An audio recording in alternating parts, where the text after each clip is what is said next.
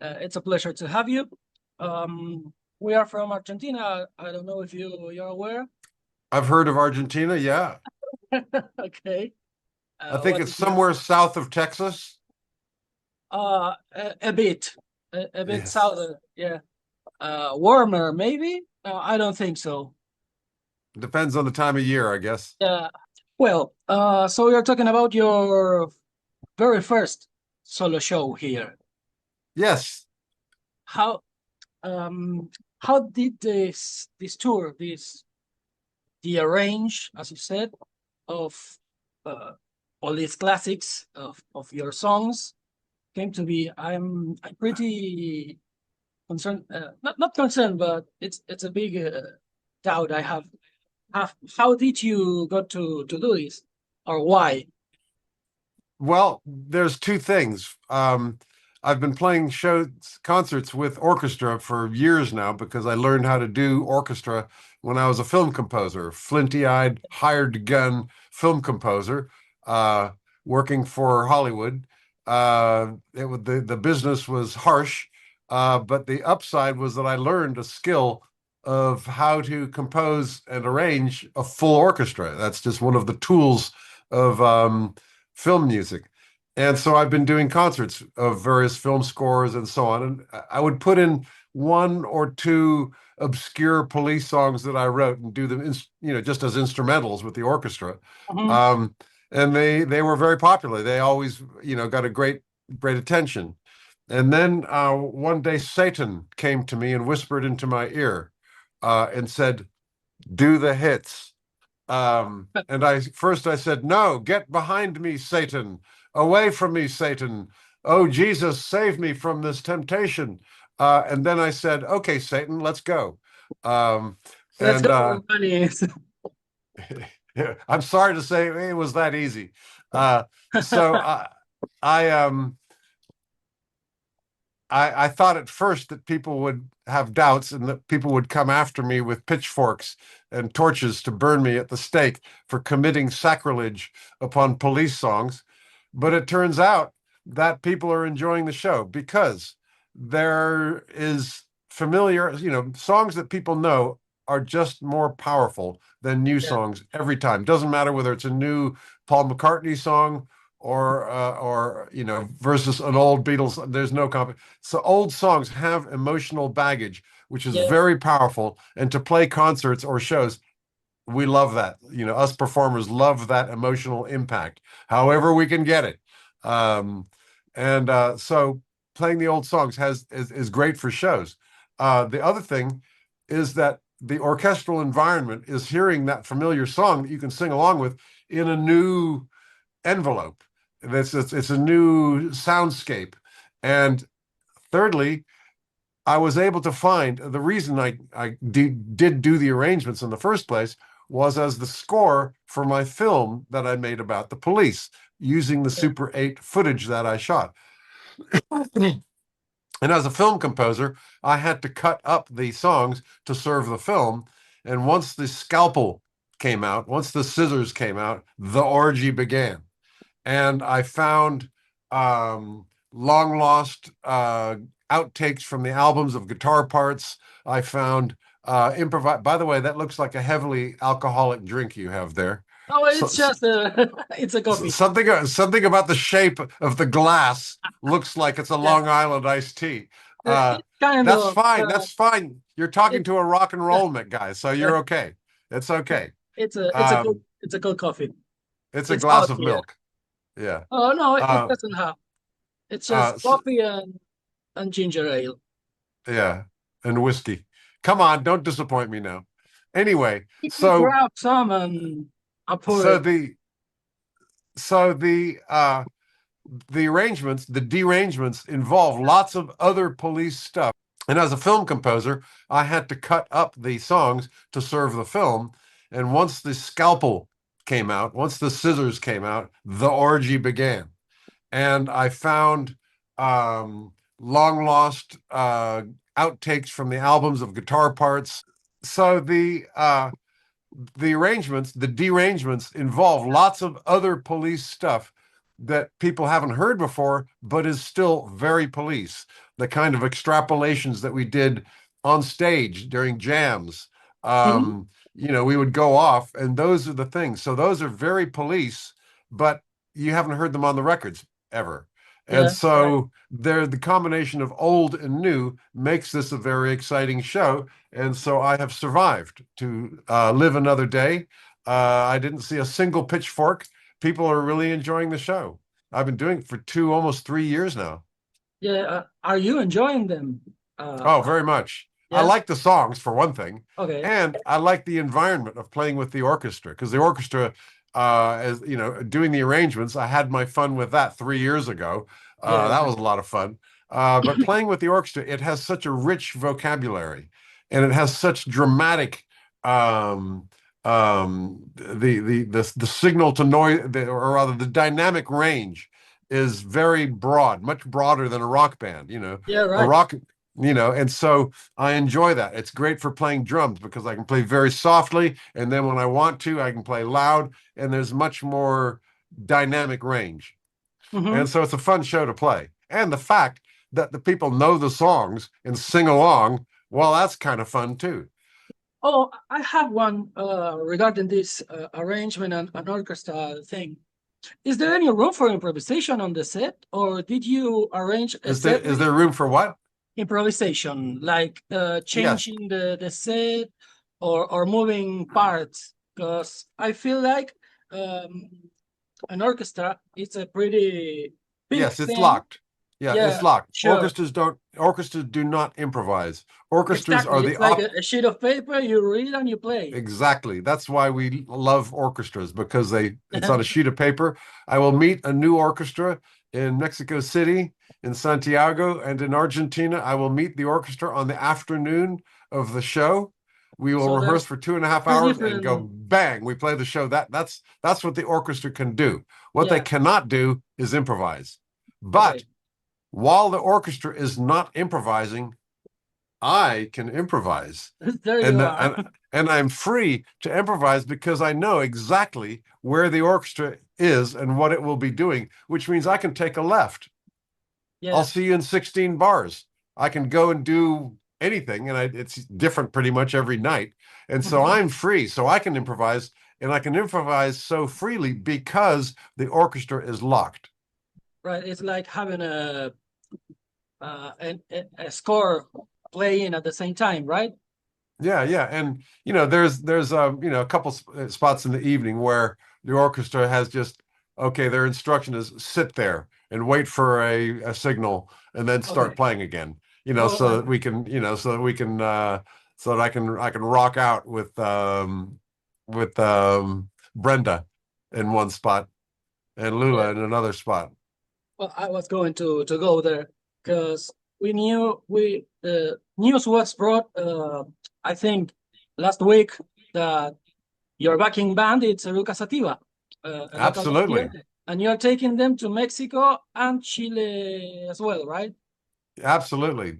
I Okay. cannot wait. I usually have my own bass player, Armand Sabaleko, and my Hmm. guitarist, Rusty Anderson, who is right now he's busy with Paul McCartney. That's his Yeah. gig. His day job is Paul McCartney. Uh, and so the promoter for Latin America for all three shows suggested Eruca. And then I Okay. got on to the YouTube and said, "Oh, yes, please, let's do that. They look fantastic." Hmm. And also Gabrielle on drums. When I'm playing guitar and when I'm conducting, he'll be on drums, and so that is usually I have the orchestra percussionist trying to play drums, which is okay, but Gabby will kill it. Yeah, he's quite power. Yeah, yeah. Like, I don't know if I guess you already saw and heard something from them, but have you talked to them? Oh Uh, yeah. okay, and what did you got any feedback from them? Because I know you send a big sheet of paper to them with the arrangements and stuff Yeah, to it's not learn. I sent several big sheets of paper Yeah, to them. it was like So did you got any feedback from them on, or it's Oh not? yeah, they're on it. They're they can Brenda can read fly shit on the page, and Lula will learn her parts. And of course, Nico, the conductor, is a very Yeah, important ingredient. Nico Uh, Sorin, yeah, right? Yeah. he will hold it all together. There's a possibility that we might even play one Eruca song Okay. somewhere in there, but that's just a possibility. But you know which song, or it's going to be like, let's check it in there and see it on the spot. Buy a ticket and find out. Oh, I have it. You're a journalist, you get a ticket for free. Come on down and find but out. I bought it because I didn't want it to leave it to chance because I want Yeah, to be. okay. All right, cool. I'll see you So there. you are one of the biggest or the most recognizable drummers in, at least in modern music. Um, I don't know, how do you feel about it? Because uh, it I can't put it. So I just I bang want you shit. to. Okay, but And it's a you, gift, it's a yeah, gift. There are, music talent is a gift. And I'm very grateful that when I bang shit, people respond. And I don't work harder than other people. I just have a gift. And it's easy. There are people who work much harder than me, but are not recognized. And so that's why I'm very grateful. That's how it feels. Grateful. you played here only two times before, with the police. No, Then 3 times, I think. Or three. maybe I we remember played there was, we played Buenos Aires and we played yeah, Mar del Plata. Mar del Plata. Yeah, Yeah, so that's exactly. twice. And then we Right. came back with the Yeah, reunion tour and exactly. played the big stadium. Yeah, I was going to ask, what do you remember about that very first visit? Because I don't know if you're aware, but here, the police first time was like, at least in rock history, in the books, it's a pretty big moment for us because there wasn't many English bands coming. I think Police was one of the very first, and you played a big concert in Estadio Obras, in a stadium, in a smallish Yeah, stadium, and you played a club here, a New York City club, which holds like, I don't know, 100, 1,000 people or so. yeah, And every time the thing about, oh yeah, I saw the police, yeah. comes up. I've met That, more people yeah, who were there than the hall can hold. yeah, You know, exactly. we played to 100 people, but I've met all 500 of them. Yeah. Yeah, I don't know if you're aware of that here, but Yeah. it's a thing happening. So I wanted to ask, what do you remember about those I shows? remember that Andy foolishly picked a fight with the cops, and because they were being a little too aggressive, It was controlling a hard the time here. audience. Yeah. Yeah, and we were doing that tour to go where no band had gone normally, and so that was part of the fun of playing in Argentina, was that no other bands had been there, in living memory at least, and Hmm. so that's kind of why we were there, because it was exotic. It was a strange new world. Of course, now it's much more part of the world and is not so exotic. It's And more accessible for bands to yes, come, that's right. but at the time it was pretty hard. It was Yeah, expensive. yeah. And we had a weird time in Chile as well, where Hmm. it was really the junta. You could feel the heat on the streets. Okay. There was a vibe. In Argentina, we couldn't feel any strangeness. Perhaps it was there, but we were just tourists. Obviously, we wouldn't see it or feel it. But in Chile, we could feel it. We could feel the strong authority presence. Okay. How was it for you? Because you were like from another, even from another time, because we were like a little behind at that time. Yes. Well, the concerts were amazing, but there was a vibe.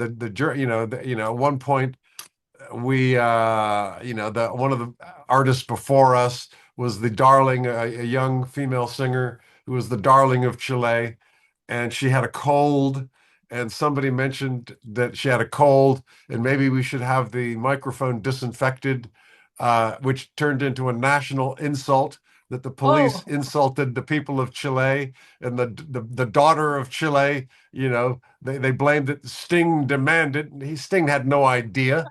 It was the stage manager, but it caused a big problem and everyone was insulted. Then during the show, we could see that the front rows were all fancy people and that the real fans were like 20 feet behind them who were freaking out. And so Sting, as he does anyway, hey, come on down, come forward. And so the fans, came forward and crushed all the fancy people, and they didn't like that either. And so we were lucky to get out of Chile with our pants on. okay. And then to come here. Well, no, Argentina was very civilized in comparison. Okay. Well, And you until said Andy about picked a fight with the cops. that. Yeah. How was that? Because I read about it, but I want to hear it from you. Not much to do with me. Andy was at the front of the stage, and he might have tapped a cop on the shoulder with his foot, which is Tap. which might have been regarded from the point of view of the cop as a serious indignity, Yeah. being kicked in the head by an English guitarist. And so after the show, Andy had to do some serious groveling. Yeah. Wisely. I read they were knocking the door. They were. And what was your experience with that? Because Oh, I was busy somewhere else in the building. oh, you weren't there. Okay. Oh yeah, I was. Hey, the cops are here to see you, Andy. I'm just gonna go check my hi-hat. Well, I have to ask him then. Okay. Yeah, what ask about- Andy if he got Yeah. any support from the other guys in the band. I think I could guess what his answer will be. Okay. Well, he's playing here too in a few months after your Yes. show. Yeah, and So- Sting was there not long ago. Yeah, exactly. We got the Police installments. Yes. So, and what about the reunion tour? You did a whole tour about it. Well, we recorded a DVD. We Yeah, recorded the show right. in Argentina. I was going to Marno- ask why did you choose to do that here and not elsewhere? There's because many. that stadium was a really cool stadium, because the Argentine people are very noisy, and a band likes that to have, they're very enthusiastic, and so we figured that's where we should do it. Do you remember anything from playing at River? Because there was Yeah, the tonight. afternoon, because there's a big polo club right next door, Yeah, and there was a big polo game going on, so I spent my afternoon over there watching the polo. you're a pretty big fan of polo, right? Did you? Yeah, well, I did you used to play when I was younger. I Yeah. traded all my horses for children. And I'm a little more breakable now. So I don't play anymore, but I still enjoy the game. There was a rumor, I don't know. I read a few times that you have or had horses here in Argentina in a place called Lobos. I don't know if that's Yeah, right. Lobos. I used to go to Lobos Yeah. to play polo, and also to buy horses, which I would ship back to England. Oh, with so the there was with truth the, to that. Yeah, with my friends, the La Placette family. Uh-huh. You're not doing that anymore? You're not into buying horses and No. Like I say, I traded my horses for children, which turned out to be even more expensive. okay. Well, okay. I have 7 children 7? and 5 grandchildren Which and age? 4 grandpuppies. Okay. That's a numerous family. Yes. Well, about family, we are in December, so holidays are almost here. Are you spending your time with the family where I don't know Yeah, if they're you're all coming living in LA? In Los Angeles, yes. This is an Yeah. in Christmas. We do alternate Christmas. This year, the kids and their wives and children all come here, and then Mhm. next year they will all do their other families, and we have a quiet. This year is a big Christmas. Next year will be quiet, but this is a big one. Okay, and how do you feel about Christmas season? Because I'm glad that my kids are all grown up and that they have to take care, they're concerned with getting presents for their kids. My wife is a fanatic, and she takes care of everything. And if I try to get involved, it's not helpful. The biggest help that I can give is to get out of her way.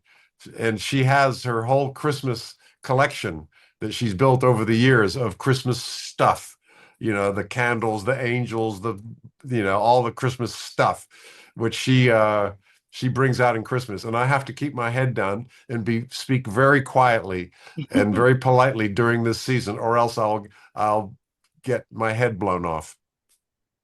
okay, well, I think I know the feeling.